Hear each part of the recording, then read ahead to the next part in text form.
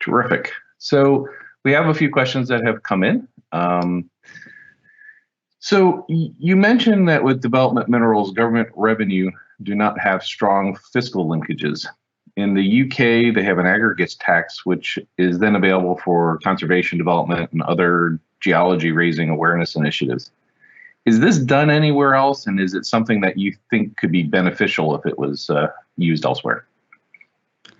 Well, thanks a lot, Chris, and thanks for everyone for joining today's lecture. It's a really great opportunity to connect with so many people around the world. We know that lots of people are doing it tough at the moment, so big warm hugs to everyone who is.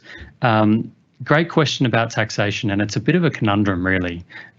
So the big issue with taxation of development minerals is that on one level, it's quite informal in many countries, and where the sector is informal, that's when taxation is obviously not coming into government revenue, because the businesses that are operating informally often don't have bank accounts, aren't following the normal taxation laws and rules of the country. On the other hand, though, where the sector is formal, strangely enough, it actually can be the sector that's paying the most in terms of taxation for many countries with regard to the extractive sector. And we see that in EITI reports. We did a study in Madagascar a few years ago, and we saw that the formalised quarries were the ones that were paying the most tax in the mining sector, as an example. That's partly because there are a lot of benefits in place for large-scale metal mining, and particularly those doing exploration, to avoid paying taxation. There's a lot of transfer pricing in the sector, etc. So there's a lot of places where the large-scale mining sector isn't paying what it should in tax, and therefore the quarry sector ends up being a major contributor. But on the whole, the capacity of the sector isn't as great to generate large amounts of taxation and royalties because it's low-priced, large volume. It is a big employer, and there's also those other taxation forms, but in terms of fiscal impacts. The question, the aspect of the question around is there an opportunity to put levies for other income to be invested in other things like rehabilitation or the other issues mentioned by the questioner? I think that's a potential in the very formalised, highly performing part of the sector. But for all of those informal miners, I think the big opportunity is for government to assist in helping them to formalise. The incentive to do that for the government is to generate some revenue, but also to create better conditions for those millions of workers. Essentially, working to improve wages, income, social protection, etc., strengthens the economy by bringing people out of poverty and into better forms of economic development. So you show this incredible multiplier, as far as jobs and the like. Do you have a sense for the multiplier and the specific kinds of foreign investment or aid investment that goes into some of these countries that maximize the use and the impact of development mineral, mining and quarrying?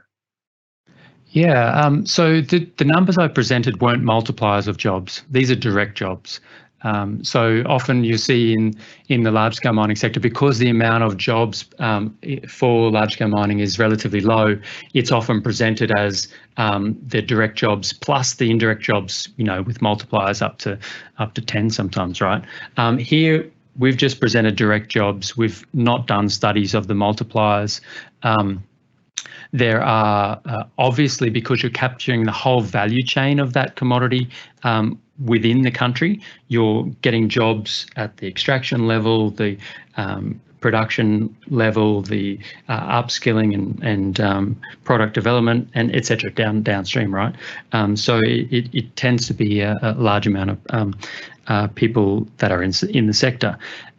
The other thing that's very unique about the sector is it doesn't rely on almost any support from the international community or the global north.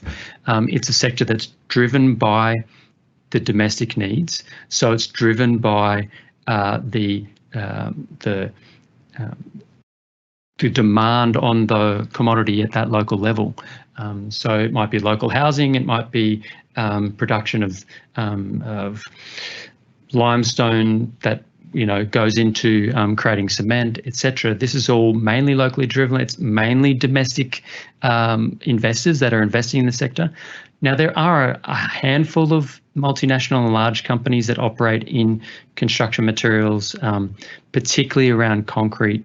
There are some that operate in phosphates, but also phosphates tend to be mixed between domestically and exported production. But the majority of the sector, they're actually domestic SMEs, and they rely on domestic resources to keep afloat. And I guess what we've been advocating over more than 5 years now is to support the sector to improve its capability by making sure that international development programs actually consider that the sector actually exists, because most of the international programming around mining and minerals is just focused on the environmental issues of gold mining for artisanal mining, or the community development, etc., issues around large scale mining and a bit of conflict focused work. So really the international community could step up in a real big way and have a huge impact for a sector that it doesn't even know exists at the moment. Okay.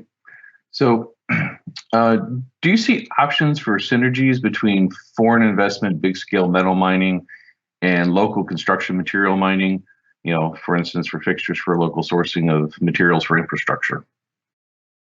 Yeah, sure. So I currently have a PhD student, big shout out to Patrick Jr., working on this topic at the moment of what is the potential for informal and artisanal and small scale miners of construction materials to supply larger contracts, whether they be government contracts around road building and infrastructure, or in the case of the question that you've asked, the construction materials needed by a large scale mining sector.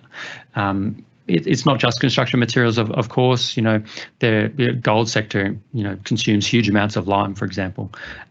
So that potential does exist. I think that there's a lot of investment needed in the capacity building around the supply of high quality material, whether it's aggregate or whatever it might be. Also, there's a need, like all local procurement, to break down contracts and to put in place or to remove the barriers that often very small enterprises have to access the contracts offered by the large-scale businesses. There's definitely potential, and we're looking into it, but also there's huge amounts of potential for kind of not just thinking about this sector as it relates to large-scale mining, but thinking of it as in its own right, and all of the challenges and opportunities associated with that. So another question that came in, isn't increasing consumption, of development, minerals and all, obviously the economic impacts, doesn't that though then have an impact on the environment-related SDGs? Of course. But it's not driven by our attention to the sector. So there's not going to be more development minerals consumed because we are focused on the sustainable development of that sector.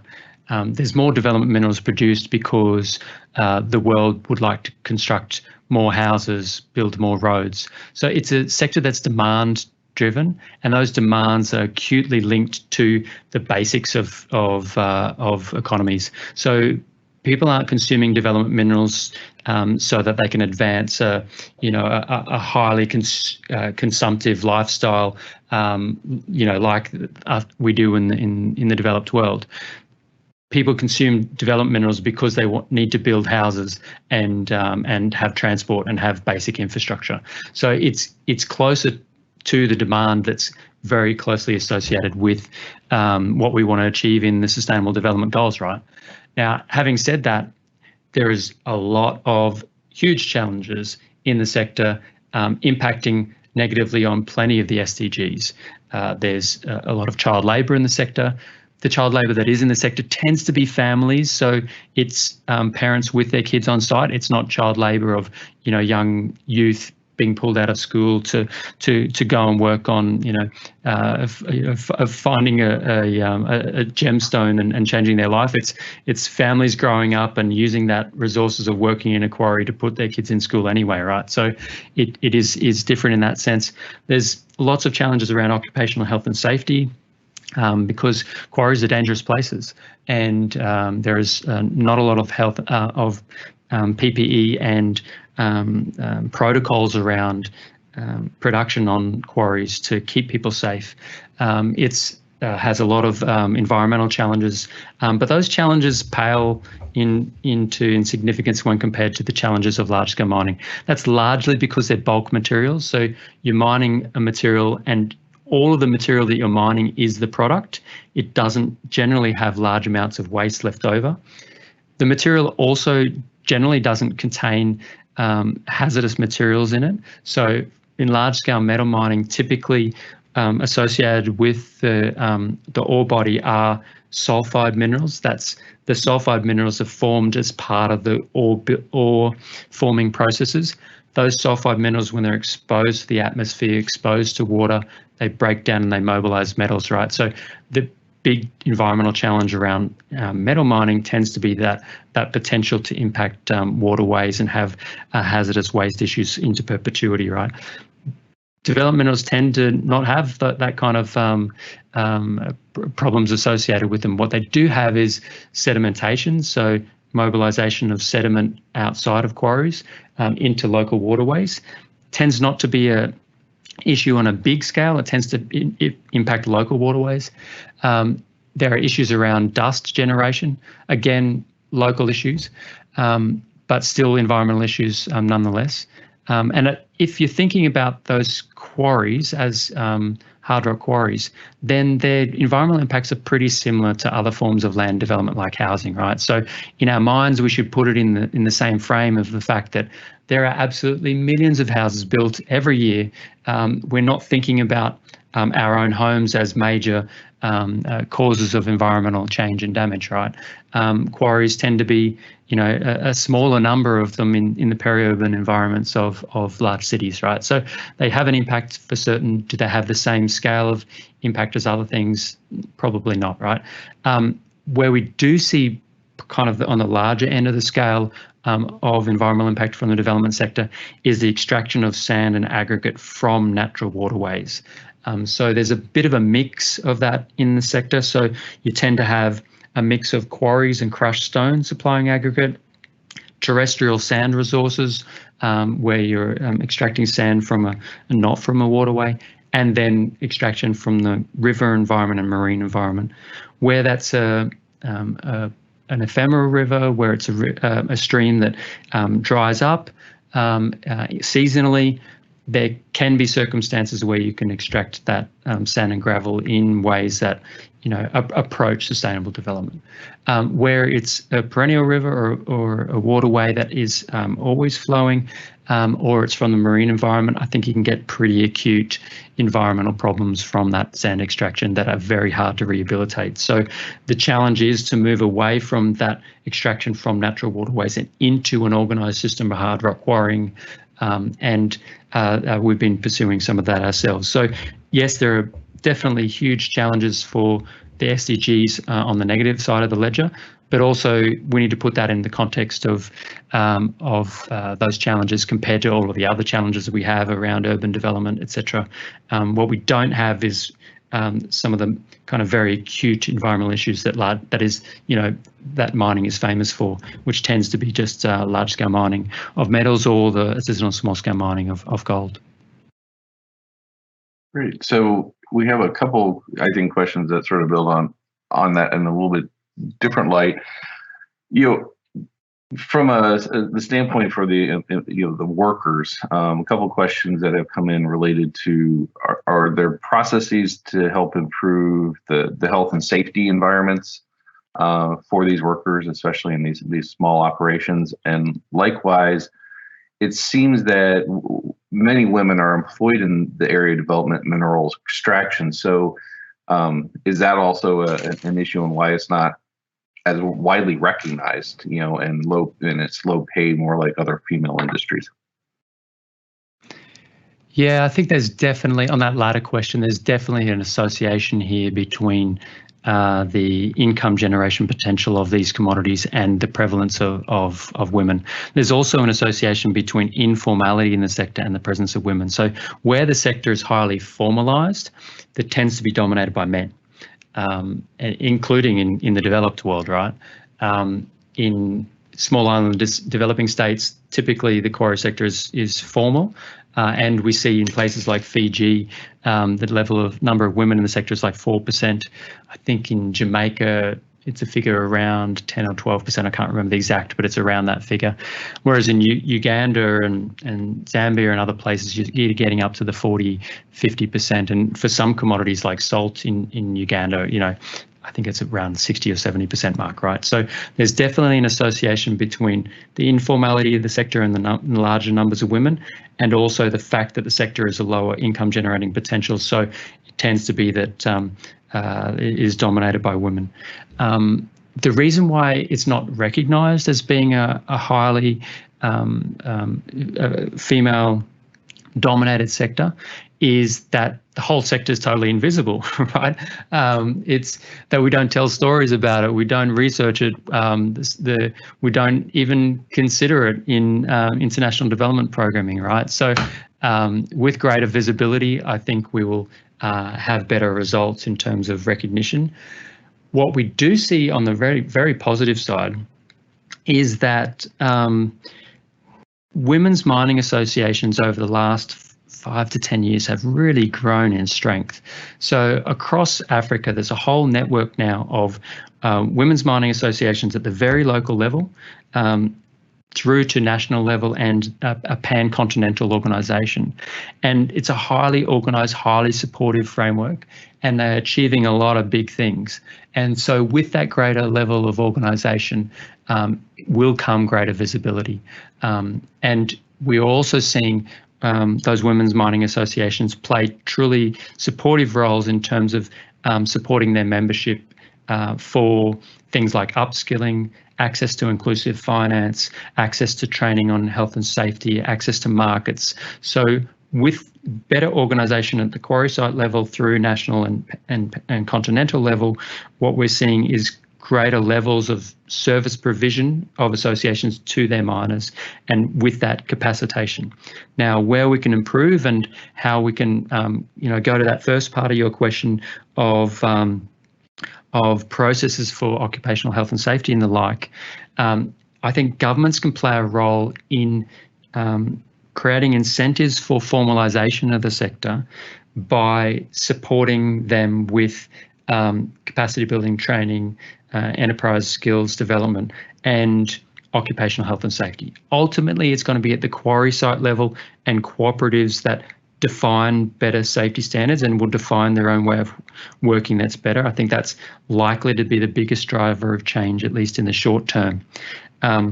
But what we've seen in places like Cameroon, we worked with the Cameroonian government to assist in their formalisation and better recognition of artisanal small-scale miners of development minerals. And what they did was they associated that formalisation process and the recognition process with training and support for PPE and OHS. So trying to bring down the fatalities and the health and safety issues in the sector by supporting with capacity building and linking that to better sector organisation and formalisation.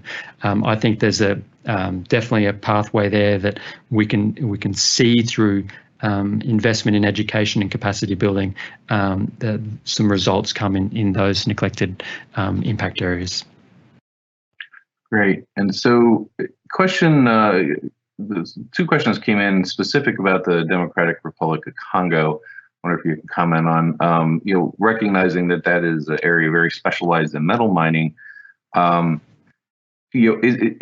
is the kind of process to formalize the exploitation of these neglected minerals in these kinds of regions that are more focused on metals?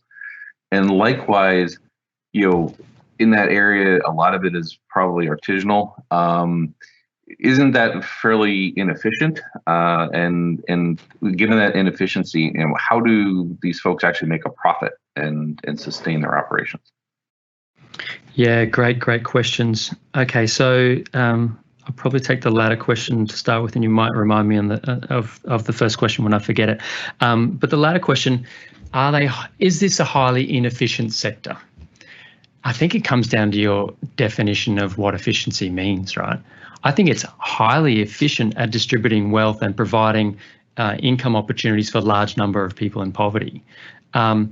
If we mean economically efficient in terms of labour, can we reduce labour with machinery and have perhaps larger companies, more capacitated, educated people involved in the sector, so that from an economic standpoint, a traditional economic standpoint, it's more efficient? I would say that potentially we're missing something. We're missing a trick if we think that that's the best outcome here.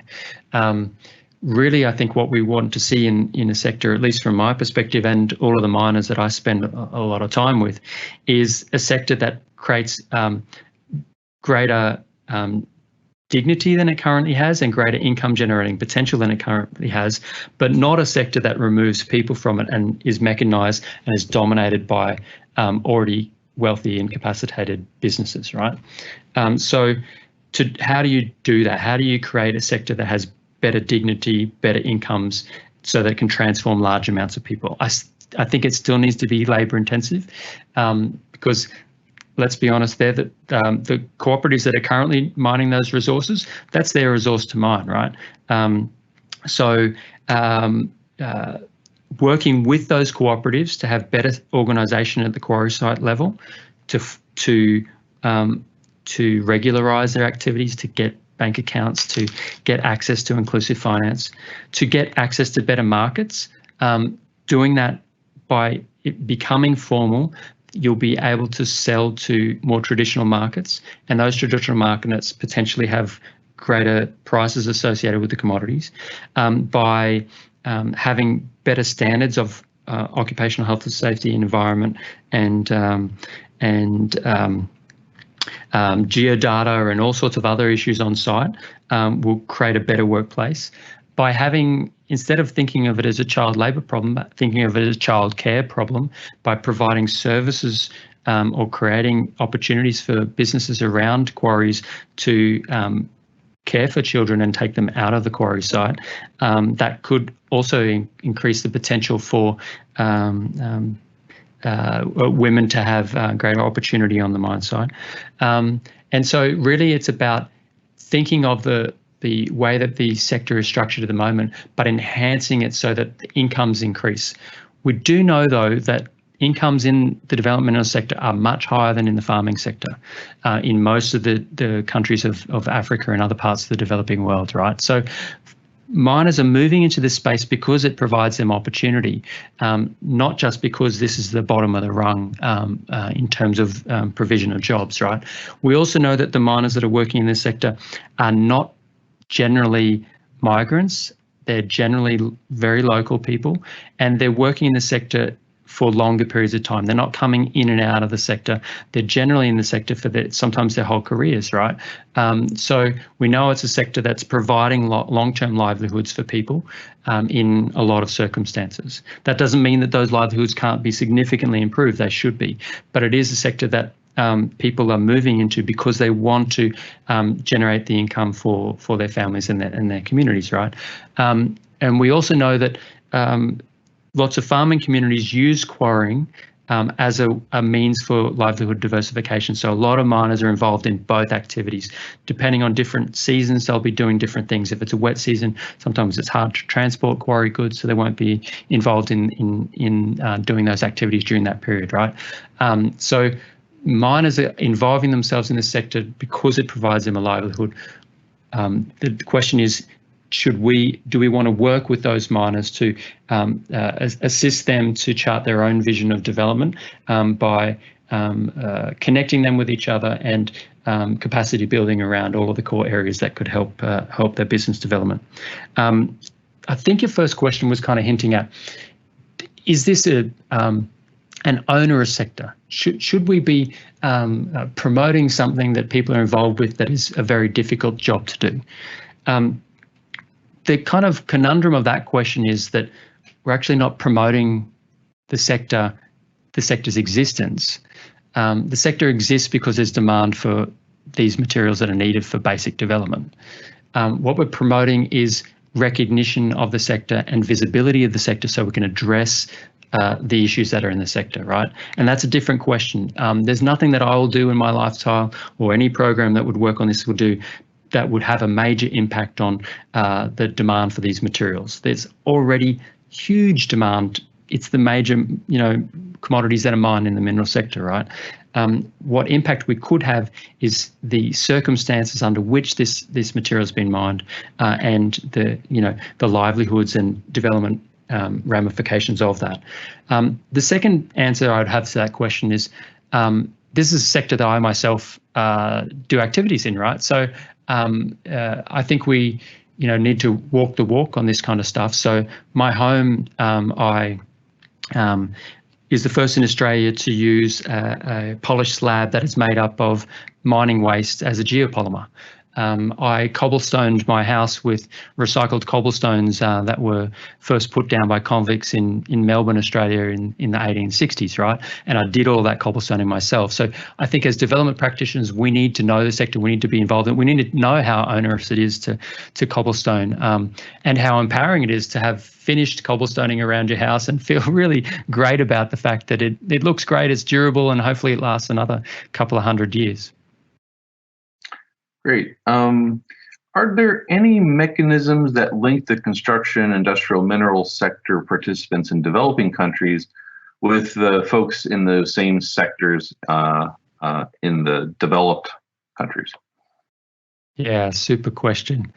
There's not enough. There are some, but there needs to be so much more. And it's really a way that associations in the global north that represent miners that are highly capacitated could play an important capacity building role. The challenge tends to be that the predominant mechanism for that most associations in the global north think about is the provision of labour and time of their staff to assist quarry workers in other parts of the world, right? And the travel and expenses associated with having quarry workers from the global north go to the global south and invest in very short-term projects they tend to be often doesn't make as much sense as some other ways in which we could do capacity building, right? But that doesn't mean that it's not hugely helpful and shouldn't be way more of it. So with the African, Caribbean, Pacific Group of States and EU Development Program that I used to lead, what we did was we took quarry workers from all parts of Africa, the Caribbean and Pacific to the quarry sector, for example, in Italy, and sensitized and showed and demonstrated how the Italians had become the leaders in dimension stones, right? And it's kind of a hugely impactful process for quarries to do that and learn, and we need to do far more from it. One of the great things about that trip, for example, was the marble quarries in Carrara. They produce the world's best marble and the highest priced marble in the world. So you'll see the best bench tops in the world are made of Carrara marble. It's Carrara white. It's very beautiful. You find out that actually most of those quarries in Carrara are very fractured. So finding the big enough slabs to make the Carrara marble as a dimension stone is difficult, which means that more than half of the income that's generated from those quarries in Carrara is actually crushing up the waste marble that is not making the dimension stones, and then selling that for use in toothpaste production and pharmaceutical production.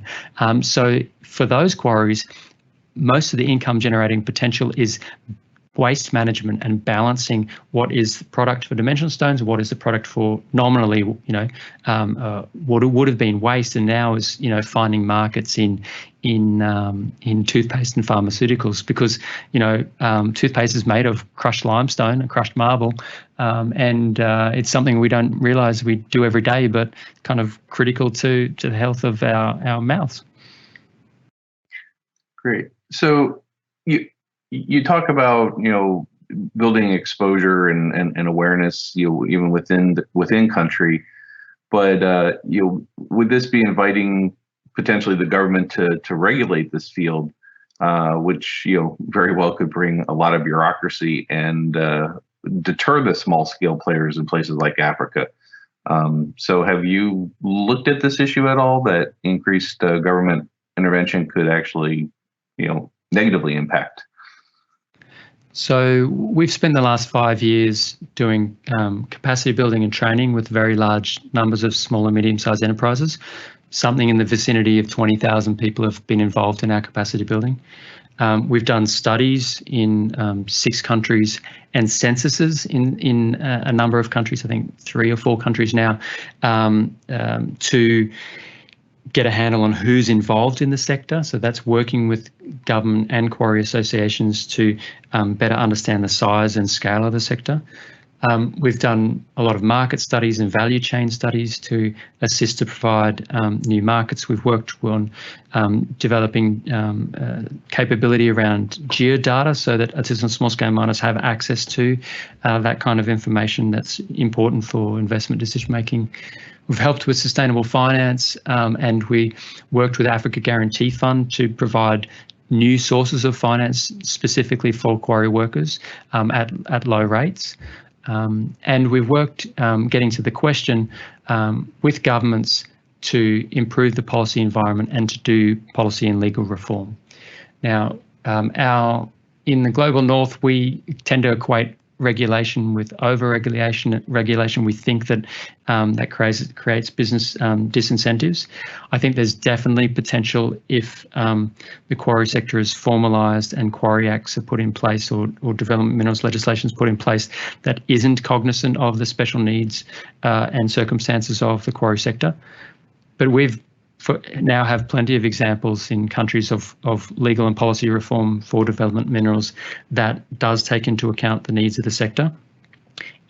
I think that the first step is that most mining legislation in many parts of the developing world and most mining agencies don't actually service this sector at all or are included in the policy and regulation. In fact, in many countries, development minerals and quarried materials are defined out of the definition of minerals in the acts. So if we are going to bring it into the formal context, bring it into the policy and legislative environment, it needs to be done in a way that it enhances and enables small-scale miners. And to do that, really, we need to work with small-scale miners in designing that legislation and policy, and that's the way we've done it.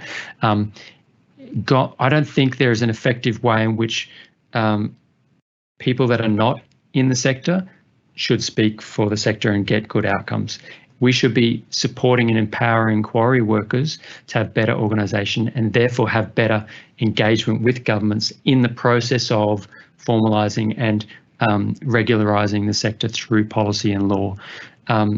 We did that by bringing quarry workers together and other stakeholders to work with the African Mining Legislation Atlas to develop some alternatives and ideas, policy and legislative alternatives and ideas that can be implemented in the sector, and that there's an atlas that the AMLA has produced that has this material in it, and of course we've worked directly in many countries to work with small-scale miners to engage in a policy reform process with governments to make sure that if we do go down the path of formalising and regularising, it actually enables and empowers miners rather than creates a disincentive. Because ultimately, if people are informal and the legislative environment is not conducive or encouraging for them, they'll just stay informal. So if governments would like to formalise, it needs to be in a way that encourages the artisanal small-scale miners, gives them an incentive to get involved and be formal. Great. I'd like to be respectful of everyone's time as we have reached the end of our allotted time frame. I apologize to all the folks that posed questions that we've not been able to get to, but I would like to again thank Professor Daniel Franks and everyone in the audience for an outstanding discussion. So please have a great rest of your day. Thanks a lot, and I would encourage people, if they are interested in this sector, to get in touch with me and get in touch with what we're doing. There's so much potential that we can play to the lives of so many people. Thank you.